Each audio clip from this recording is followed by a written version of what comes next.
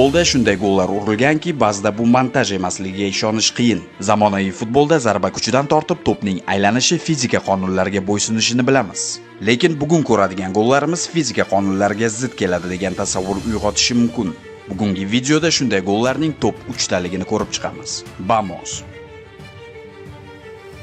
Cristiano Ronaldo 2018-yilda PSG darvozasiga fantastik gol kiritadi. Ronaldoning chap oyog'iga e'tibor bering. Zarbadan oldin chap oyog'i maydonga tekkanda to'p sakrab ketadi va zarbaning kuchi 2 baravarga oshadi. Fizika qonuni buzilganini ko'rdingiz. Ko'pchilik Ronaldo chap oyog'i bilan to'pga tekkan degan fikrlarni bildirgan, lekin boshqa rakursdan ko'radigan bo'lsak, unday emas.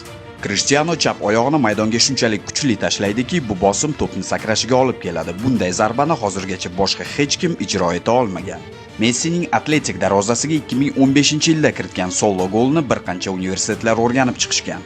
Leoga soatiga 31 km tezlik olishi uchun 2.73 soniya kifoya qilgan. Bunday tezlik faqat jismoniy tayyorgarlik o'ta yuqori darajada bo'lgan Amerika futboli yulduzi Jamal Charlesdagina kuzatilgan. Lekin farq shundaki, Messi bunday harakatlarni to'p bilan amalga oshirgan. Kamiga 2 metrlik radiusda uni himoyachilar ta'qib qilgan. 1.2 sekund ichida 3 marta to'pga tegish bilan Messi himoyachilarni ortda qoldiradi. Jarima maydon ichiga kirgandan keyin himoyachi bilan 1,5 metrlik distansiyadan zarba beradi va zarbadan keyin to'pning tezligi soatiga 77 km ni tashkil etadi. To'p esa darvozaning 15 santimetrlik ochiq qolgan burchagiga aniq yo'llanadi. Agarda Messi o'sha distansiyadan to'pga 1,5 millimetrlik noto'g'ri zarba berganda, to'p darvozabonning qo'liga yoki darvoza ustuniga tekkan bo'lardi. Reytingimizdagi eng mukammal kiritilgan gol Senyor Roberto Carlosning Fabian Barthez darvozasiga kiritgan goli. Sizga yoqadimi o'sha gol urilgan? Has visto? Ko'rganmisiz? No vas a ver más. Boshqa ko'rmaysiz unaqa.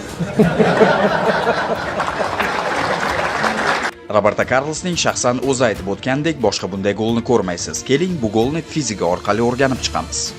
Nyutonning birinchi harakatlanish qonuniga ko'ra jism qarshilikka uchramaganicha harakatlanishda davom etadi. Carlosning zarbasi to'pga yo'nalish va tezlik beradi.